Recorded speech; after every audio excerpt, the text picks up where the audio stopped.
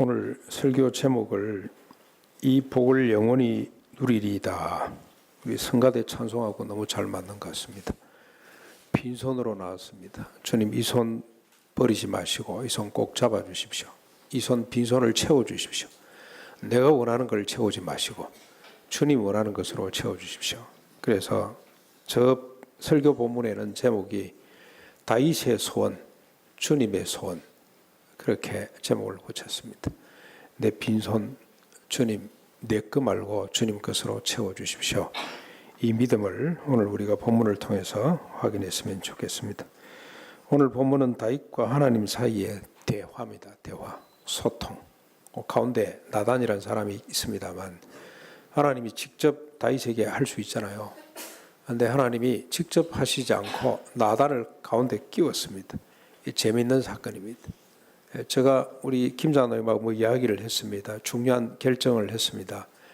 그런데 우리 두 사람이 아무리 중요한 결정을 해도 옆에 사람이 안 들었으면 그건 아무런 소용이 없습니다. 정인이 있어야 됩니다. 그것처럼 하나님이 직접 하실 수 있는데 나단을 정인으로 세워놓고 주님이 하신 말씀이다. 그렇게 보시면 되겠습니다. 다윗은 사무엘을 통해서 처음으로 기름 부음을 받고 거의 20여 년 만에 이스라엘 12지파의 절대적인 지지를 얻으면서 예루살렘에서 왕으로 등극하게 됩니다. 헤브론에서 왕이 이미 됐습니다만 7년 반 이후에 다시 올라가서 기름 부음을 받습니다. 3번이나 기름 부음을 받습니다.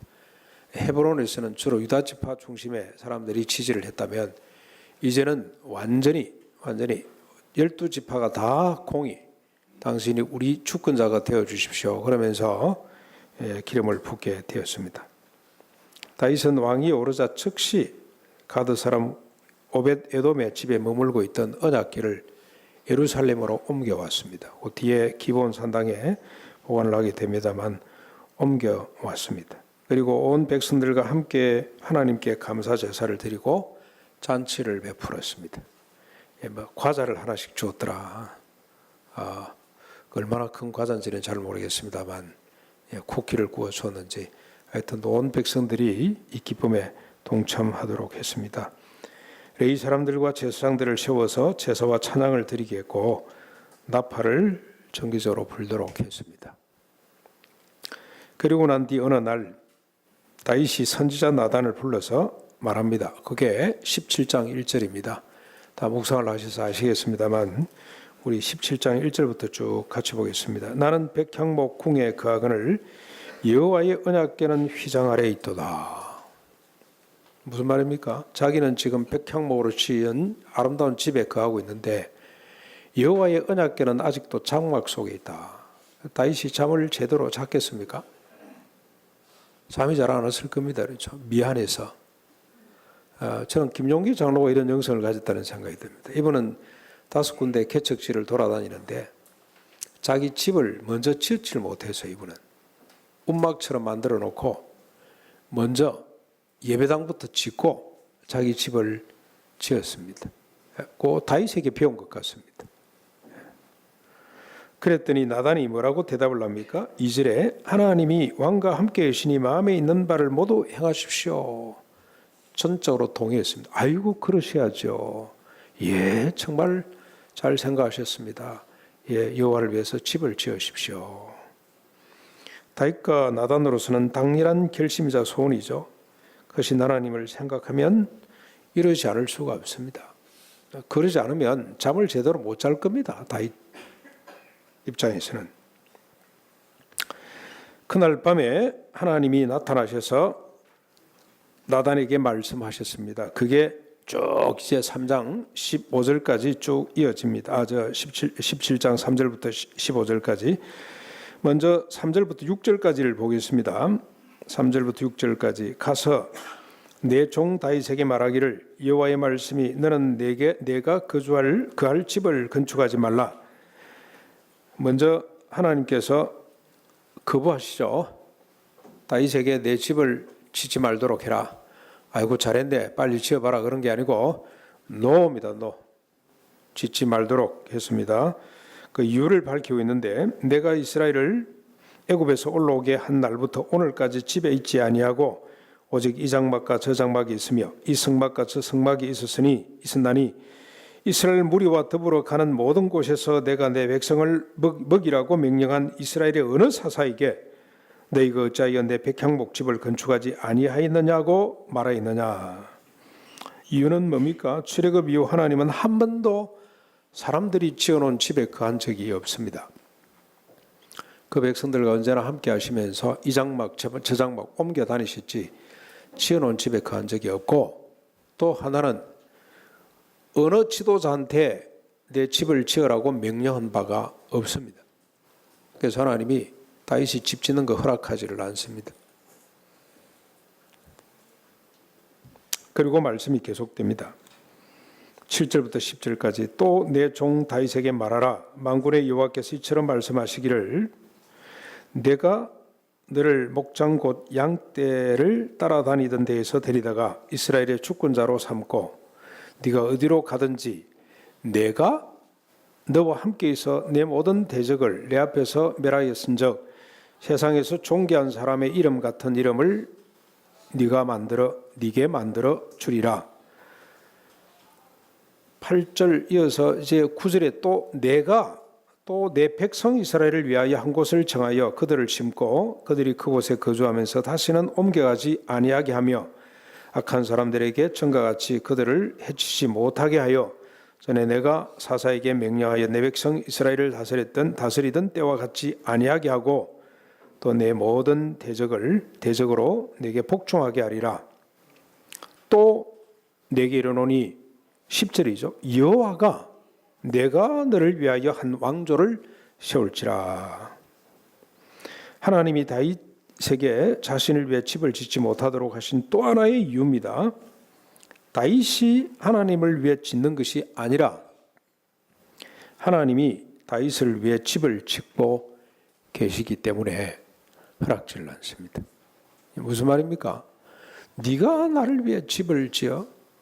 이놈아 정신 차리라. 내가 너를 위하여 집을 짓고 있다. 그런 말씀이죠. 꼬마가 보니까 밥을 퍼서 엄마한테 줘요. 엄마가 줘봐 그랬더니 주더라고. 그러니까 아이고 잘했다 그러니까 자꾸 퍼줘요. 지가 마치 엄마를 먹여 살리는 것처럼. 근데 그 한 살배기 꼬마가 엄마한테 주는 게 그게 귀엽기는 합니다만 그건 실제 모습이 아니죠. 실체가 아니라 지가 엄마를 먹이는 것이 아니고 엄마가 지를 먹여요. 밥도 엄마가 다 해준 거고 지는 단지 퍼서 그냥 엄마 입에 갖다 엄마가 하도 좋아하니까 그렇게 했을 뿐입니다. 그렇죠? 하나님이 다윗을 위해서 집을 짓고 있습니다. 그런데 다윗은 자기가 하나님을 위해서 집을 짓겠다고 착각을 한 거예요. 착각입니다. 착각.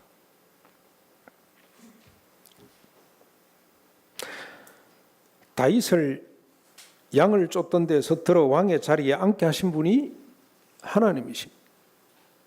다윗과 함께 하셔서 모든 대적을 이기게 한 분이 하나님이십니다.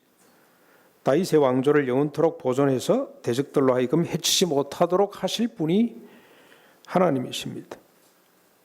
다윗이 하나님을 위하지 않고 하나님이 다윗과 그의 나라를 위하고 계십니다. 그래서 다윗이 하나님을 위해 집을 짓는다는 것은 우선일입니다. 만약 여러분 한번 생각을 해보십시다. 사람이 하나님을 위할 수 있습니까?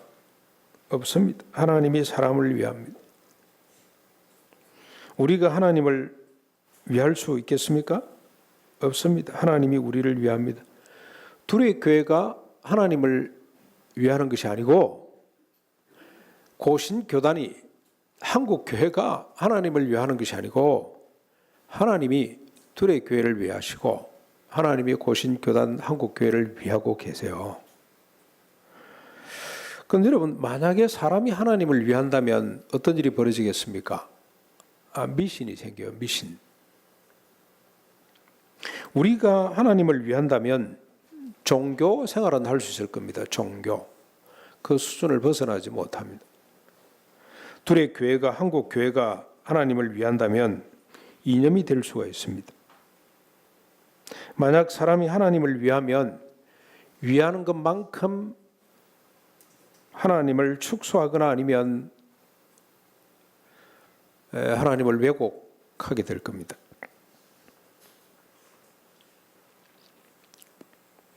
우리의 생각과 열심 속에 하나님을 가두게 됩니다.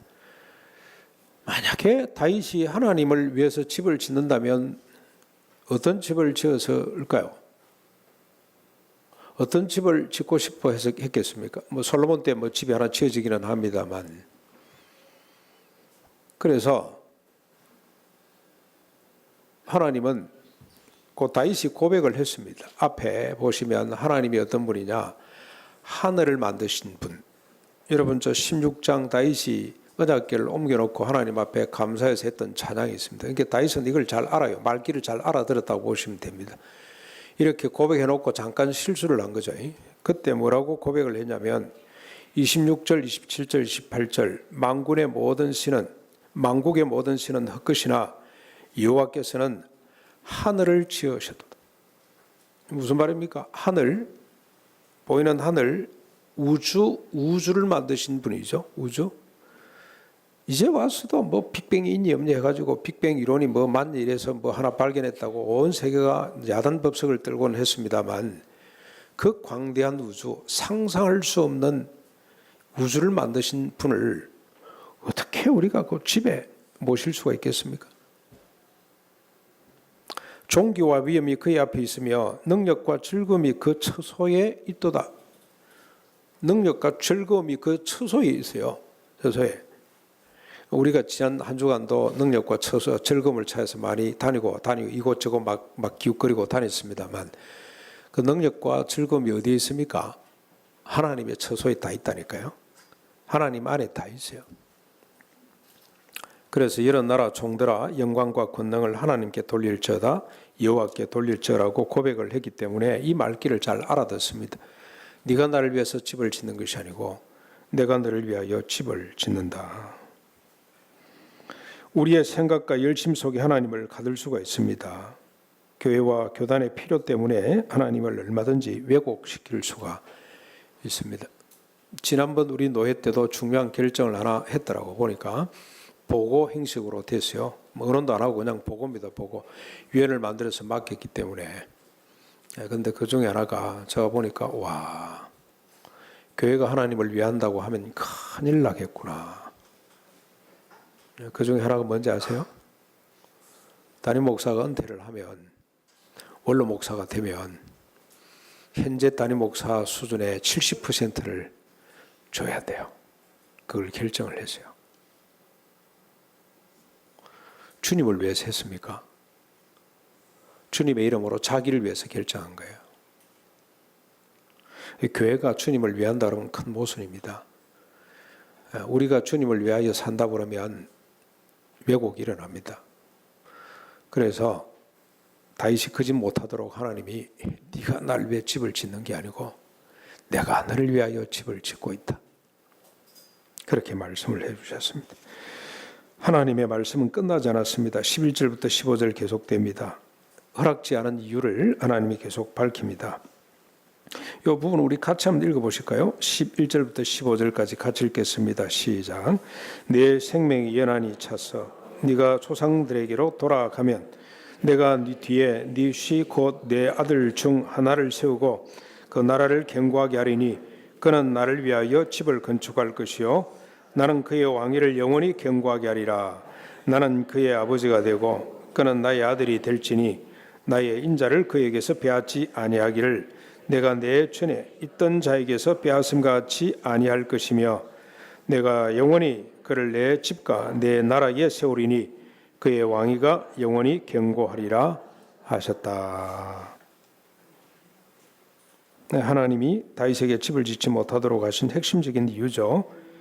하나님께서 다윗을 위하여 한 씨를 예비하시고 그 씨가 영원한 왕조를 이루게 될 것이야. 그것 때문에 하나님이 짓지 못하도록 했습니다.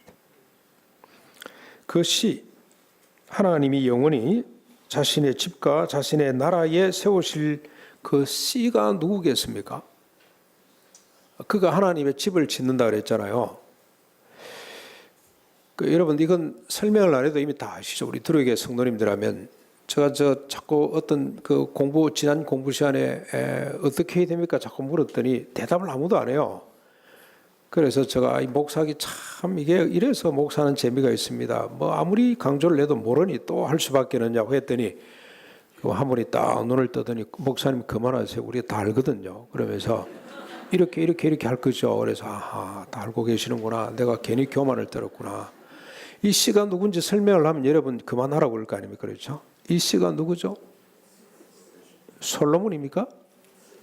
솔로몬의 왕조가 영원했습니까? 솔로몬 죽기 전에 두 쪽이 났어요. 예. 그리고 그가 세운 성전은 폐허가 됐습니다. 아직도 회복되지 못했습니다. 그의 도읍지 이 예루살렘은 아직도 그게 회복이 안 됐다니까요. 솔로몬이 아닙니다. 그렇다면 누굽니까? 또 다른 사람이 올 겁니까? 아닙니다. 이미 2000년 전에 오셨습니다. 그 씨가 오셨어요. 그게 성경의 핵심 내용입니다. 예수 그리스도입니다. 예수 그리스도. 그분이 십자가 부활로 이미 하나님께서 소원하셨던 한 왕조가 시작되었습니다. 그 나라를 꿈꾸며 그의 왕조를 이어가는 나라가 이 땅의 교회들입니다. 그 나라의 왕이, 그 나라의 제사장들이 누굽니까? 오늘 이 자리에 앉아있는 우리들입니다. 이 땅의 성도들입니다. 그런데 그의 나라는 어떤 행태로 펼쳐지고 있습니까? 그의 나라의 실체는 어떻습니까? 바울이 잘 정리를 했잖아요. 하나님도 말씀을, 우리 주님도 계속해서 현장의 언어로 이야기를 하셨고, 바울은 이걸 조금 신학적으로 정립을 했습니다. 성경적으로 정립을 한 거죠. 그 하나님이 시작하신 새 나라, 한 왕조, 영원히 허물어지지 않는, 영원히 빛나게 되는 그 왕조는 어떤 모습으로 나타납니까? 정의와 평화와 희락의 모습으로 나타납니다. 정의는 뭐죠? 정의? 이 땅의 모든 인간입니다. 모든 인간이 존엄성을 갖고 행복하게 사는 것이 정의입니다. 예수 믿는 사람, 안 믿는 사람 구분 없이 이 땅의 모든 인간들은, 이번에 우리 교단에서 결정적으로 또 하나 크게 우리 장로님 기도 가운데도 그 내용이 있었습니다만, 난민들 받아줄 수가 없다는 결정을 하고 사람이라고 했다고, 국민으로 하지 않고 법조항에 사람이라고 했던 걸 바꾸라는 결정을 했어요. 그걸 청와대 청원한다고 우리 교인들한테 사인 받아달라고 총회 차원에서 왔습니다. 제가 쓰레기통에 집어넣어 버렸습니다. 그건 우리가 사인하면 안 됩니다. 그건 주님이 우리를 위해서 일하시는 것이 아니고 자기가 주님을 위해서 일한다고 하면서 그런 걸 만들어내서요. 사람입니다. 사람. 이 땅의 모든 사람이 행복하게 사는 것. 그런데 행복하게 살기 위해서 제일 첫 번째 조건이 뭐냐면 아름다운 밀로 배를 채우는 거예요. 아름다운 밀로 배를 채우면서 일평생토록 행복하게 사는 것이, 그게 정의입니다. 그러기 위해서 권력과 소유의 한계를 정해놓았습니다.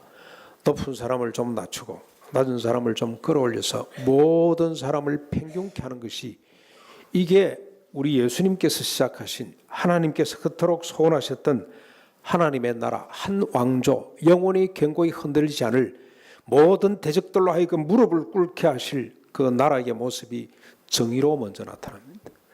그 다음에 평화입니다. 평화는 뭐죠? 이 정의가 실현되면 평화가 되는 거죠. 그런데 예수님께서는 너무 멋있게 표현을 했습니다. 뒤돌아서는 겁니다. 앞만 보고 정신없이 달려가던 인간이 멈추어 뒤돌아서서 우리 주변에, 우리 뒤에 작은 자들에게 손을 내미는 것, 그게 평화입니다. 평화. 그들과 함께 있어 온기가 되어주는 것. 한 사람만 있어도 천국 열쇠를 사용할 수 있다는 가치를 받아들이는 것. 7번씩 70번이라도 용서하는 것. 한 영혼을 건지기 위해서는 온 교회가 나서서 그 사람을 바른 길로 돌이키는 것. 아침 7시에 온 사람이나 저녁 5시에 온 사람이나 가치를 동일하게 보는 것. 그것이 평화입니다. 그게 하나님 나라 모습입니다. 이렇게 정의와 평화가 실현되면 자연스럽게 따라오는 것이 희락입니다. 희락의 열매가 맺히게 됩니다. 이것이 천국입니다.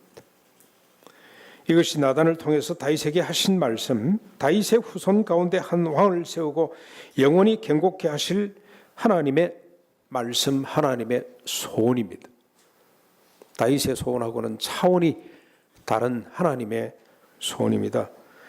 나단이 이 모든 말씀과 이 모든 계시대로 다윗에게 그대로 전했습니다. 15절이죠. 나단의 역할입니다. 그대로 전달했습니다.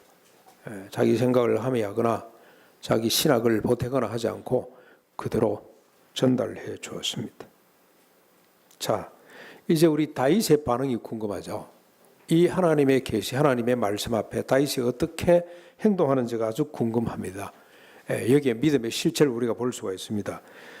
이 16절부터 27절 오늘 읽은 본문인데 먼저 다윗이 할 수 있었던 유일한 반응은 고백.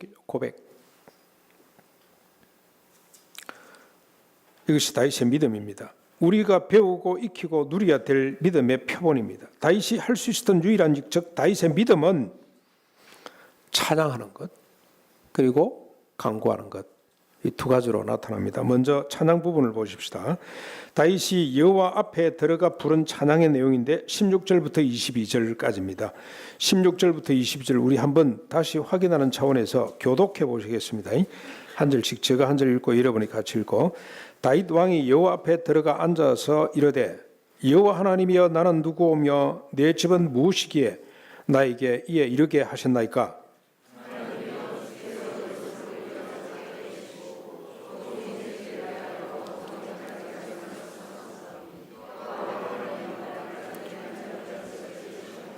주께서 주의 종에게 베푸신 영예에 대하여 이 다윗이 다시 주께 무슨 말을 하오리까? 주께서는 주의 종을 아시나이다.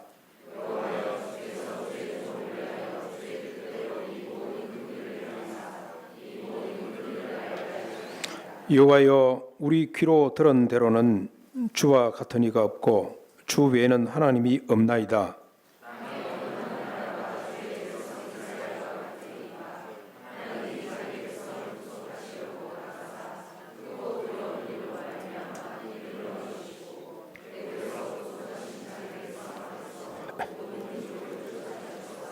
같이 보겠습니다. 주께서 주의 백성 이스라엘을 영원히 주의 백성으로 삼으셨사오니 여호와여 주께서 그들의 하나님이 되시나이다. 찬양하는 부분이죠. 다윗은 무엇보다도 자기 자신에 대해서 잘 알았습니다. 자신과 자신의 가문은 보잘것 없다는 사실을 알았습니다. 그런 그를 왕의 자리에 앉게 하셨고 그것도 모자라서 먼 장래에 총기와 영광을 누리게 하시겠다고 말씀하시니 할 말을 찾지 못했습니다. 다윗은 자신뿐만이 아니라 하나님에 대해서도 잘 알았습니다. 자신과 이스라엘에 행하신 하나님의 그 큰 일을 정말로 잘 알았습니다. 그 다윗은 아마 이런 이야기에 정통했던 사람이라고 보시면 됩니다. 이스라엘 역사에 대해서 결국 하나님의 역사죠. 하나님의 역사에 대해서 잘 알고 있었습니다. 그래서 그는 하나님을 찬양했습니다. 여러분 저 찬양은 억지로 되는 것 아니죠.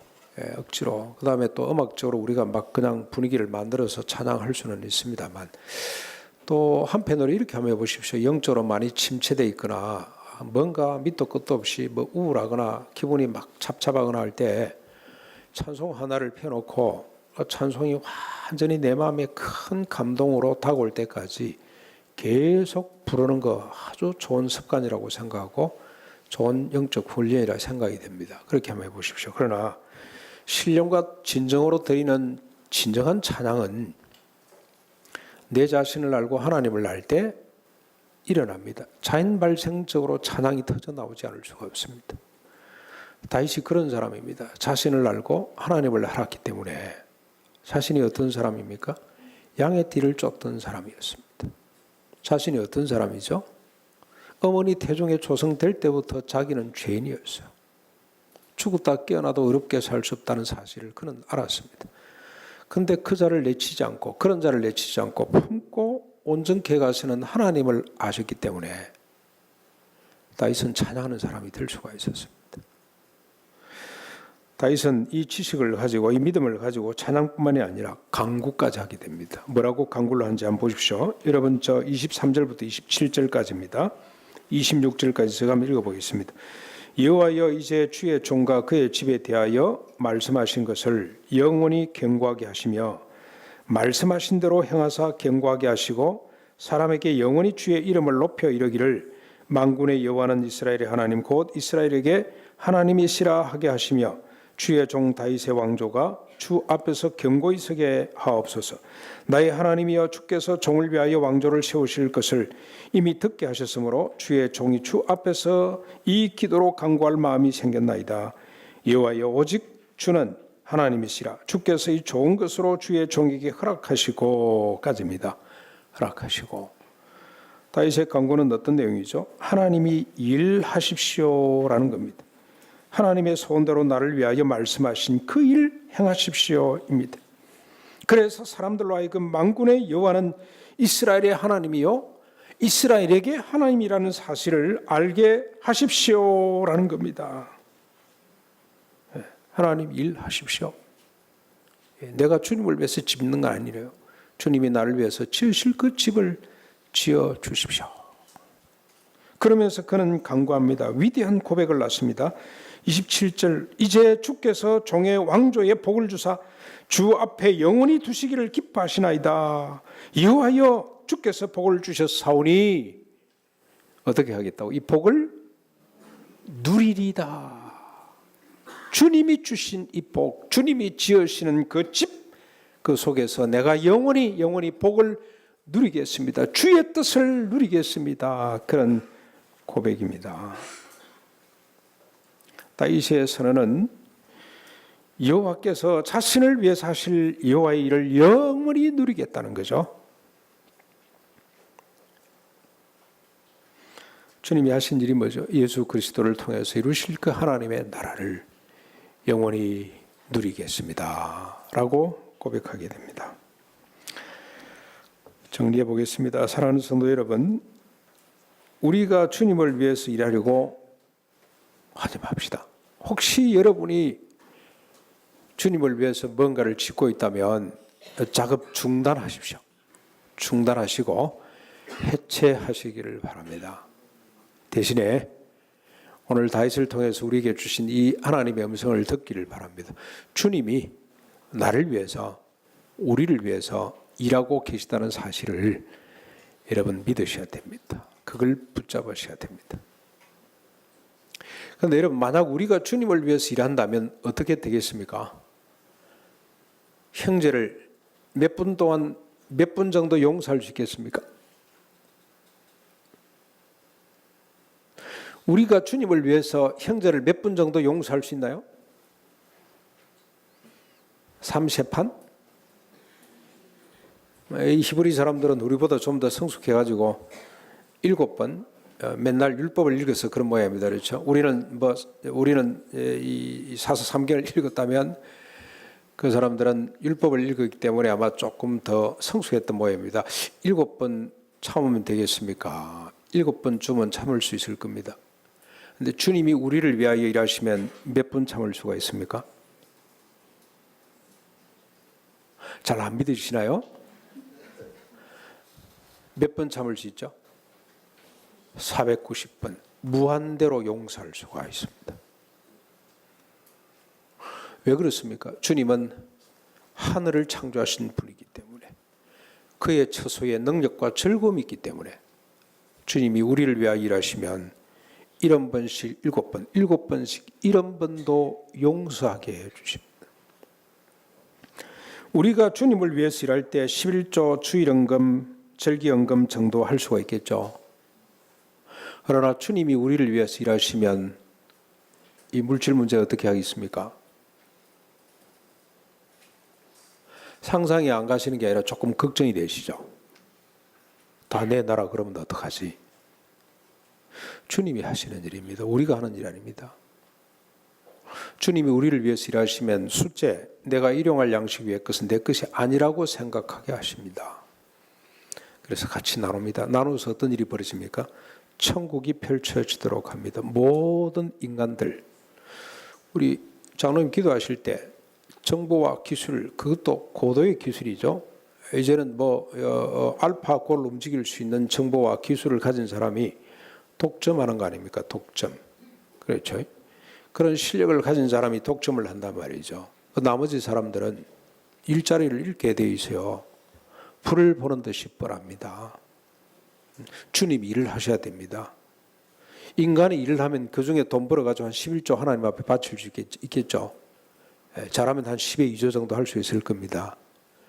그것 가지고는 배고픈 문제를 해결할 수가 없습니다. 인간의 소외와 자기 분열을 어떻게 해결할 수가 없습니다. 주님이 일하셔야만이 이 땅의 모든 인간들의 배를 아름다운 밀로 채울 수가 있습니다. 그래서 주님이 일을 하셔야 됩니다. 우리가 주님을 위해서 일하면 원수를 피할 수는 있습니다. 안 보면 돼요. 미워하지 마라 그랬으니 안 보면 됩니다. 그러나 주님이 우리를 위해서 일하시면 원수에게로 다가가 그에게 손을 내밀게 됩니다. 그를 꼭 끌어안게 됩니다.